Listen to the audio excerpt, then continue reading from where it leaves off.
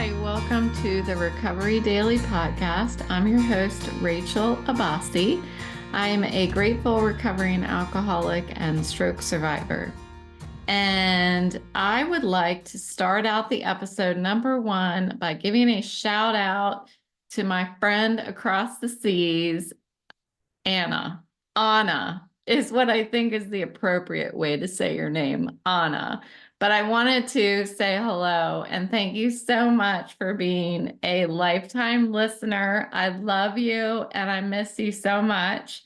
It's so nice to know that you are still with me right here in my heart. So I'm excited to know that it's so nice to be able to picture your faces when I'm talking.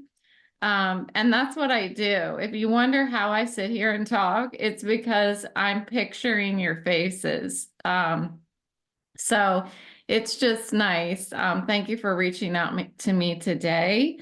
I also wanted to mention we've just got a couple days left in July, and I stopped sharing with you saying hi to a stranger because I didn't want to bore you with all of my hellos to strangers. But I did have to tell you that today, this evening, I was walking Boris, my bulldog, and one of the neighbors of mine who's kind of a block away, she was outside gardening.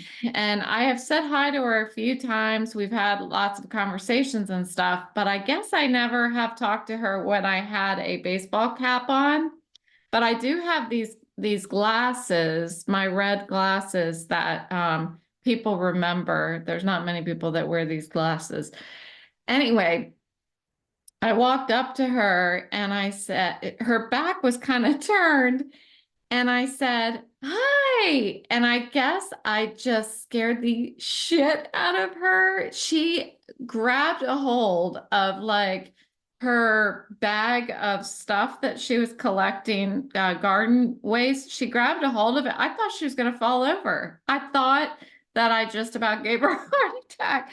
I felt terrible. And I was like, oh my gosh, I'm so sorry. I didn't mean to scare you. And so I was like, I just wanted to ask you what these flowers are. That she has some interesting flowers. They're called Cleome. Hold on, I have it pulled up right now. Yeah, Cleome. It's Cleome. And so she's got these growing in her yard, and they just look so cool. They're like two different color flowers. There's bright pink, then there's a soft baby pink, and then it has these like they almost look like needles coming out. And these are the pods where the seeds are. A very well-known name for these plants is spider flowers. Anyway, I said, oh, I'm sorry. I just wanted to ask you what these flowers are because I had walked by her house a couple days earlier and I actually took my phone out to take a picture of them because they were so interesting. I was going to do like the Google search, image search. And but since she was out, I thought I would ask her. Anyway, I'm like talking, you know me, I'm talking, and she doesn't have any idea who I am. She doesn't recognize me at all. So she like tells me her name and stuff, and I'm like, oh, I said, I'm the Weimaraner lady because I'm usually walking my Weimaraner when she sees me. And this time I had Boris, the bulldog. So she was like, oh, I recognized your glasses, but I guess I didn't recognize you at first. And anyway, so she was asking about my health, which was really sweet. Anyway, what's my point? Oh, when you say hi to a stranger, you probably want to make sure they're facing you when you do it, or you could give somebody a heart attack because that's just about what I did today. So I thought that that was kind of funny, and I still feel really bad about it. Her husband ended up coming out and talking. He was playing with Boris. They're my new older retired friends. I always tend to have friendships with the older people than the younger people. That's been at work and everything. It's just always been that way for me. Anyway, she was like, "Oh, I've been wanting to ask you," now that she knew who I was, if I could help her learn a couple stitches with her sewing machine because she's allergic to rubber. So she can't have elastic in her clothes. So she has to do alterations and wants to learn a couple pretty normal stitches like the zigzag stitch and the straight stitch and stuff. And I'm like, yeah, I mean, I'd be happy to teach you, but, and of course I was like, my mom could come with me and the three of us could talk. So I don't know. Sorry, mom, if you're listening, I signed you up for that. But anyway, that won't be for a couple weeks. And anyway, yeah, so that's how that saying hi to a stranger went for me today. Okay, let's get down to the nitty-gritty. Today, I want to talk about chasing serenity. So today I was in my meeting and it's a spiritual awakenings meeting. So we read out of spiritual awakenings and there's two in the series of spiritual awakenings. I think there's at least two. I don't know if there's more than that. And so on Sundays we read a story out of spiritual awakenings. And so this is really the topic that came up for me, and I shared a bit, and I ended my share with how once I was able to feel serenity, like one of the promises is that we will know serenity.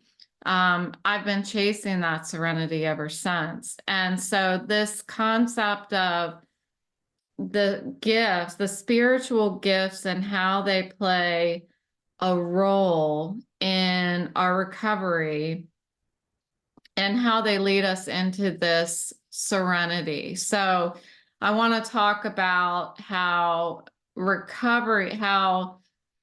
sobriety is really threefold in nature. It is physical, mental, and spiritual, and how the spirituality portion of it paves the way to serenity. So we'll see if I can articulate this as well as I felt like I was able to talk about it this morning. I was like, oh, this is a great topic. And then, yeah, we'll see what falls out of my mouth tonight. So, understanding that it's threefold, the illness of alcoholism is threefold. I have learned throughout my recovery that it's more than just taking away the drink. It's more than just physical. There's a mental side to it. There's a stinking thinking. And then there's this spiritual side of it, not to be confused with religion. It's a spiritual side. And that the idea, even just the definition of spirituality, I still Google that all the time because I have to be reminded how that is separate from this seeking a higher power and all that stuff. Sorry, I have to take a sip. All this chitter chatter has made me thirsty. One second. It doesn't help that I'm drinking Coca-Cola instead of water. I'm sure that does not quench my thirst, but it's tasty and it has lots of sugar in it. Okay, so when I first heard about this alcoholism, sobriety being threefold, I really didn't care about anything but learning how to not drink and not want to rip my face off, like the physical part of my body being addicted to the alcohol. I felt like once I could rip that away from me and be able to live without being obsessed with alcohol, without needing it, I'll be fine. What I didn't realize is that, you can remove it physically from me, but what's right under that layer is the mental part, the thoughts and the behaviors that were distorted because of my drinking, and the thoughts and behaviors that needed to change in order to maintain sobriety. Um, and then what I had no idea was waiting for me throughout all of this was that spiritual side, was that complex aspect of spirituality that is really the foundation of sobriety, or lack thereof, is the emptiness that alcoholism doesn't have anything to hold on to. It's just like, we're just flailing around through life because there is no spirituality. So in the early days of my recovery, I remember going to this meeting. I went every Saturday morning. This is the one I've talked to you guys about, where this is my training to do the next right thing. Saturday morning at 10 a.m., 9:15, I had to start standing up and walking towards getting dressed, getting my keys, going out the door to get to this meeting, without turning my wanter off. So at this very meeting, there was a guy who would show up every week, and sometimes he would share, sometimes he wouldn't, but a lot of times he would force himself to share. But when he did, it was very obvious to me that despite being sober, he was still just spiritually ill.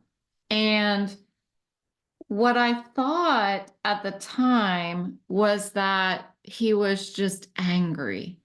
He was not willing to let it go, to turn it over, to let the program work in his life, to let this concept of a higher power work in his life. He didn't have faith. He didn't have patience. There was a lot of things. It's like he was showing up to the meetings, but he wasn't working the program. I'm still not quite sure what he was so angry about.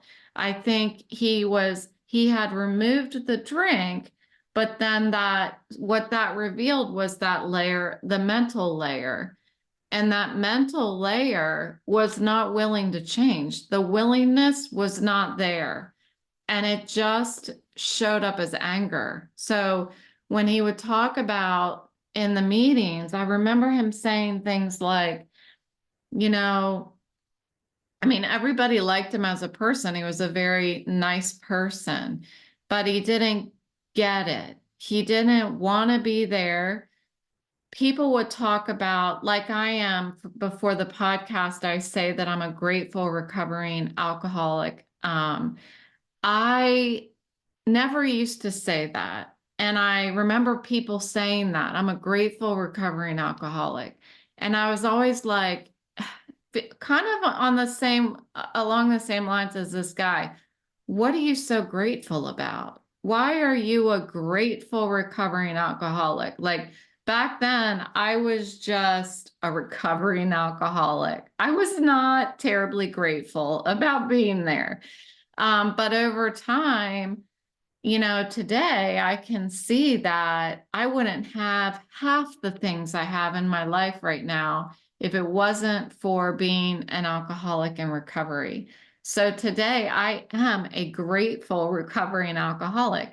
Well, he would say in the meeting, he would say that stuff that I was thinking. What do you have to be grateful about?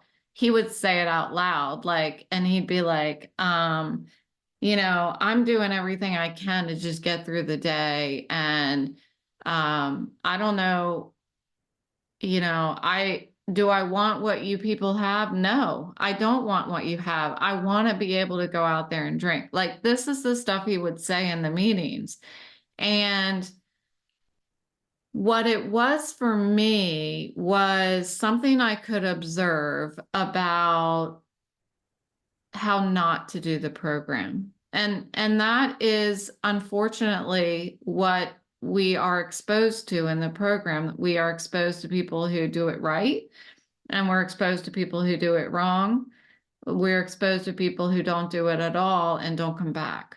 And that's really sad and unfortunate. And I'm not saying that with lack of just complete heartbreak when I think about it, but it's a fact.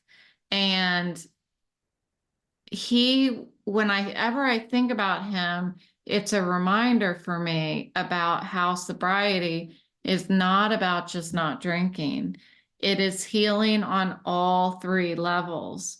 So spirituality for me is understanding that there is an internal depth beyond what I was able to reach while I was drinking.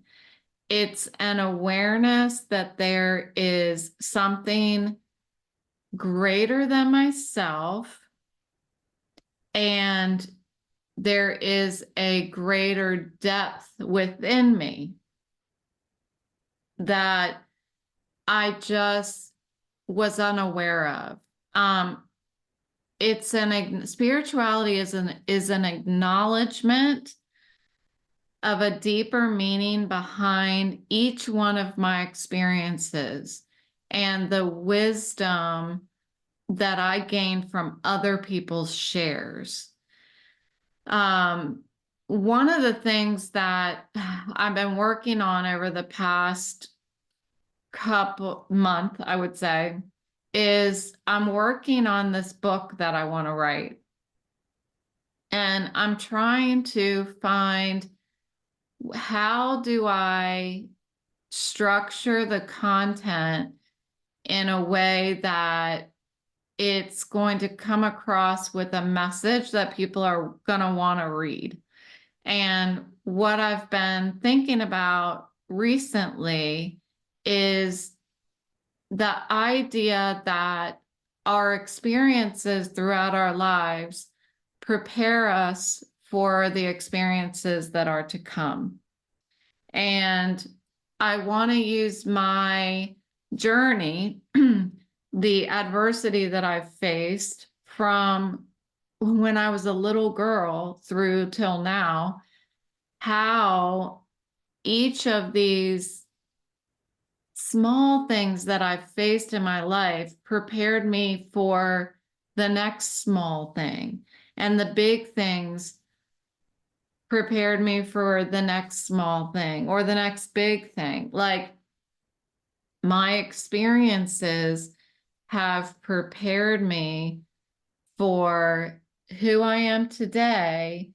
And I'm trying to relate that to this idea of self-actualization, which is part of Maslow's hierarchy of needs. That's the top of the pyramid.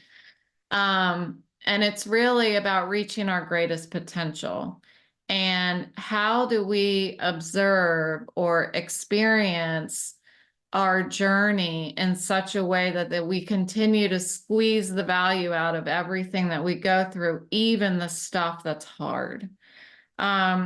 So this is along those lines. This is kind of where my head is going with the book. I could go in a totally different direction, but that's what I'm thinking about right now. And so spirituality for me it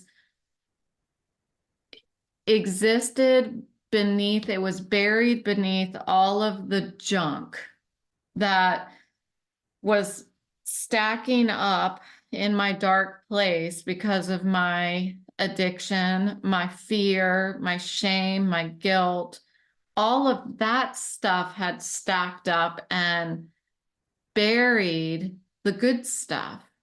Um, and without clearing that away, I was not able to squeeze the value out of my experiences and let them lead me to the next thing. It's like that difference. I talked about it a couple weeks ago.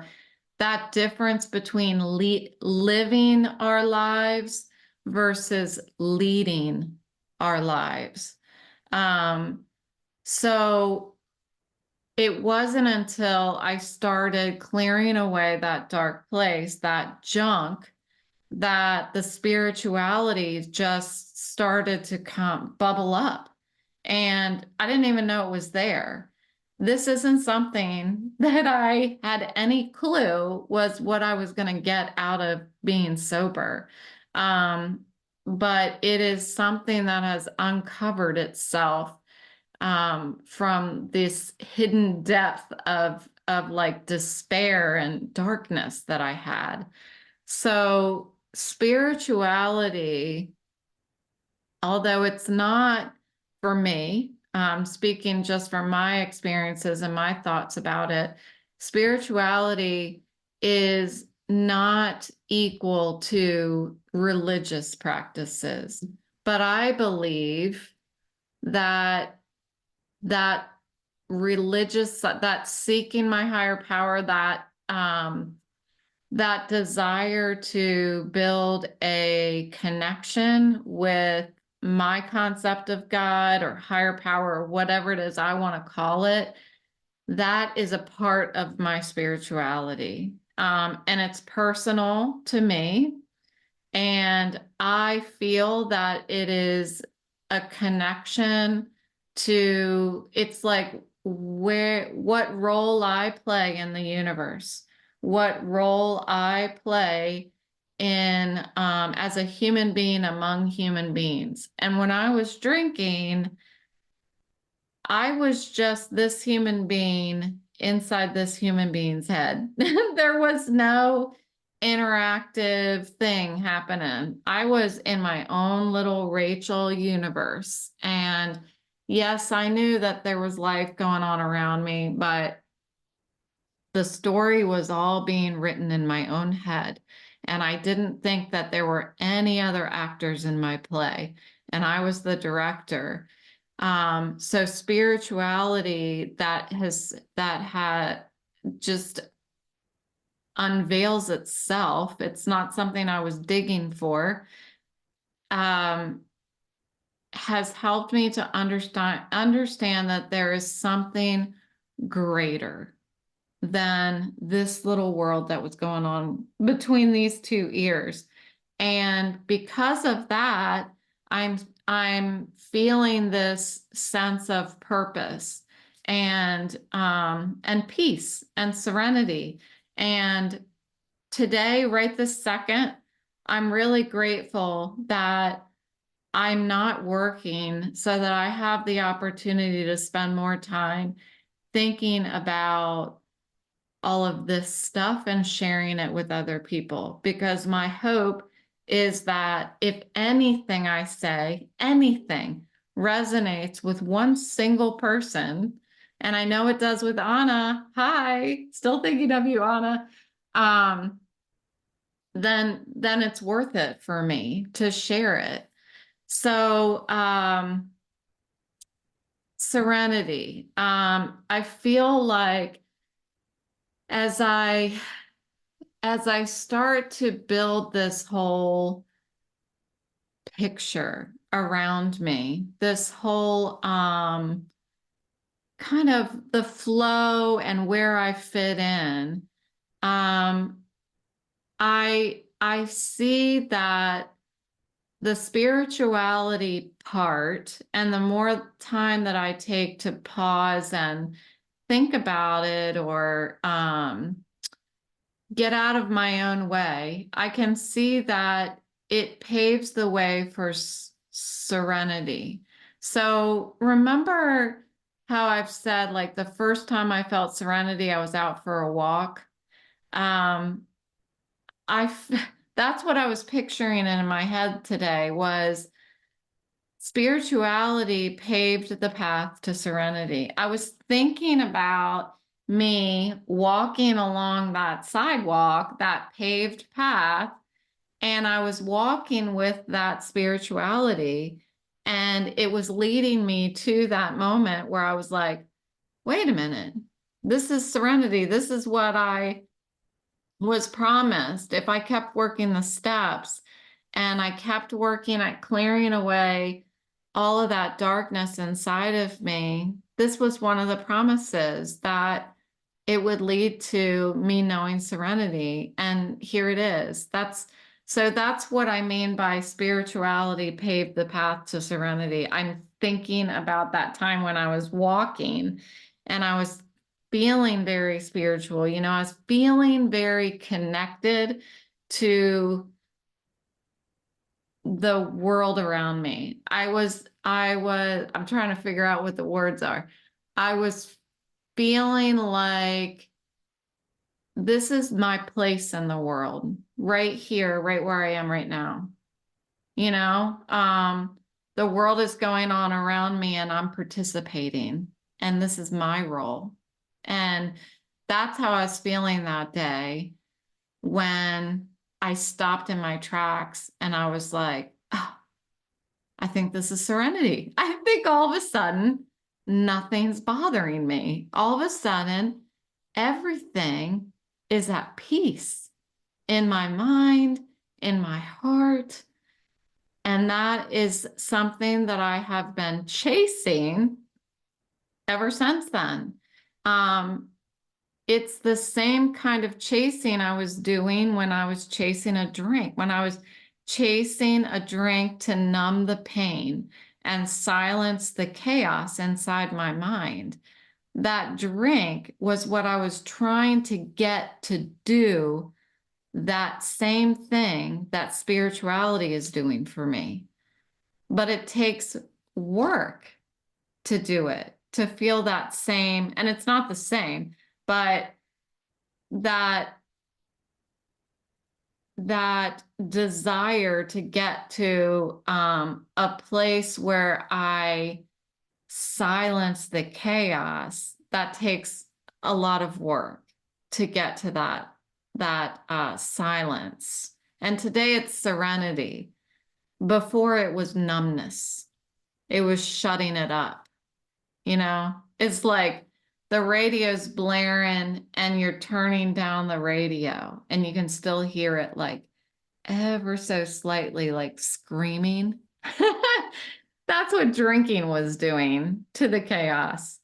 Um, but spirituality is pushing the off button and you don't hear anything. That's what serenity is for me. So I chase serenity with that same intensity, but instead of finding it in a bottle, of course, I find it in other people, talking with other people, saying hello to the lady who's gardening and connecting with her as another human being that I'm sharing this earth with. And in spiritual practices like doing meditation or doing my hobbies, like anything can be spiritual. It's all about how I'm able to find my connection with the world around me and just recognizing that I am connected to the world around me. That just because I'm inside this house doesn't mean that I don't play a role in the community and the people around me. So the journey to get there involves facing our fears, because I had to take away the drink in order to look at the mental stuff.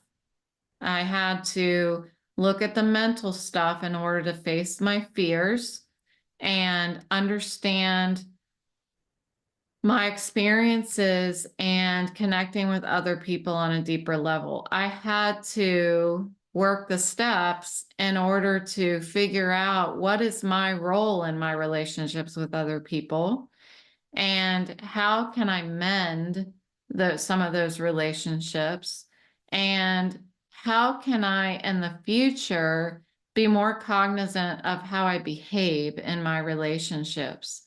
How can I do that? I can let go of control, controlling people, places, and things. I can't do that. It's not my role in the universe. It's not to control everybody like puppets, you know?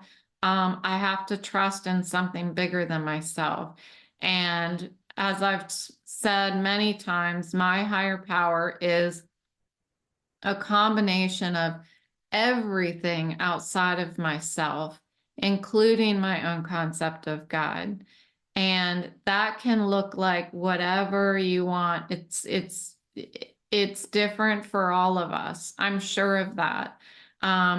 Even I don't know. I'm not going to talk about, I was going to say even people going to church may have a different concept from the person sitting next to you, but I am not confident that I'm going to say something like that because I'm not familiar enough with people going to church and sitting next to them. So why would I try to make that comparison? But how do we cultivate these gifts, this spirituality?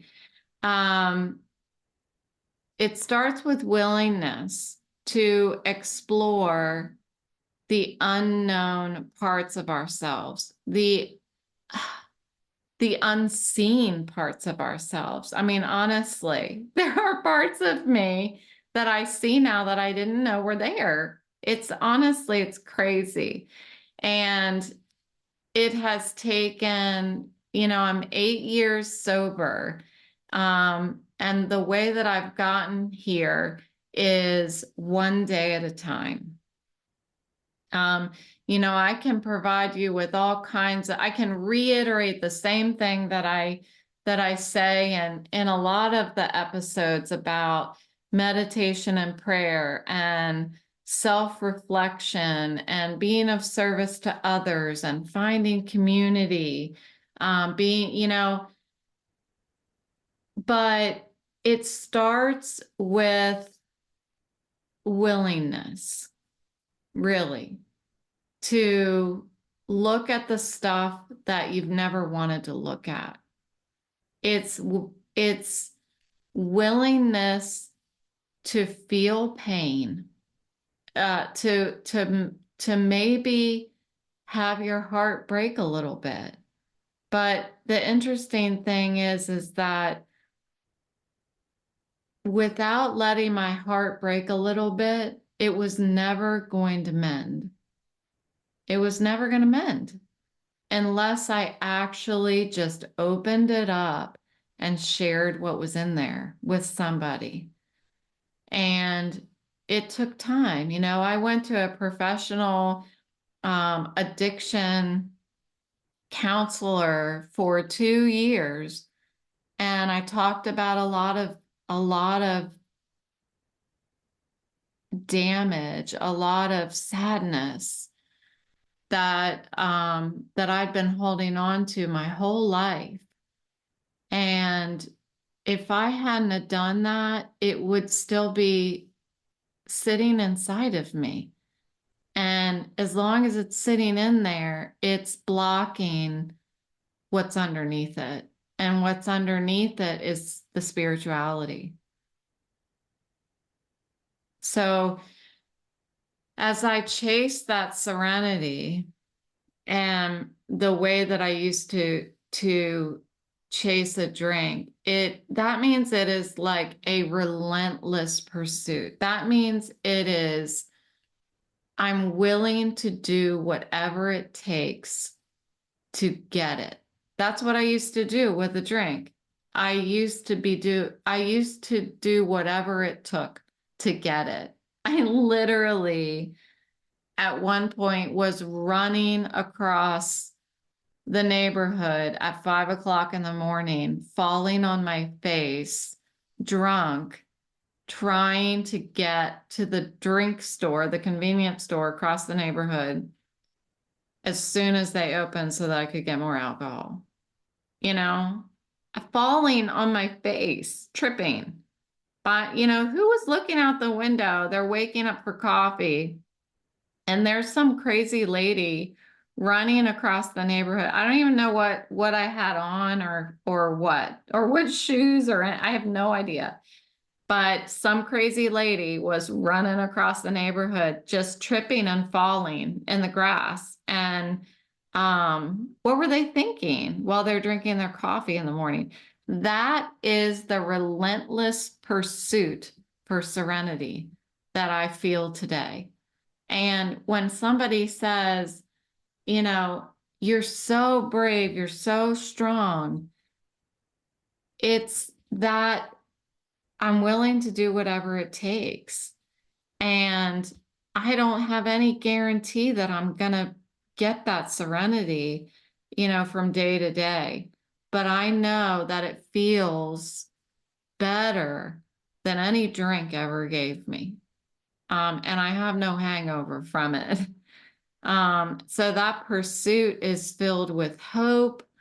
It's filled with peace, and it's filled with it's filled with a fulfillment that doesn't make any sense, but it's the most fulfilling experience I think that I've ever had, because it helps me. When I can reach serenity, I'm a better mom.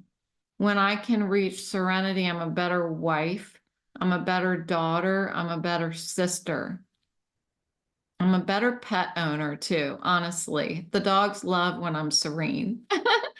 um, so the more I find that serenity, the more I want it.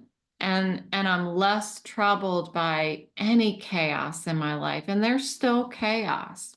There absolutely is. I get very frustrated with doctors and insurance companies still, but I don't let that define me. I don't let that become my day. So what, are you having a good day? I'm not going to let these things around me answer that question for me. What's answering that question, are you having a good day, is my spirituality. That is the answer to the question. When somebody's asking me, are you having a good day? I'm looking inward and I'm saying, do I feel spiritually fit today or not? That's the answer to the question. And if I can find that answer and it's positive, then I'm going to keep going and keep doing what I was doing today. If somebody asks me that and I'm like, no, you know what? I am not feeling spiritually fit, to put it kindly, then I'll probably stop and do something about it. Either take a walk or meditate or do something that's going to align myself back to getting on that path to serenity. So that's what I've got for you today. Thank you for listening. I wish I had better closings. I'm kind of like, okay, that's it. You're welcome. I'll talk to you tomorrow. That's what I feel like saying. Thanks for listening today on the Recovery Daily podcast. I will talk to you tomorrow.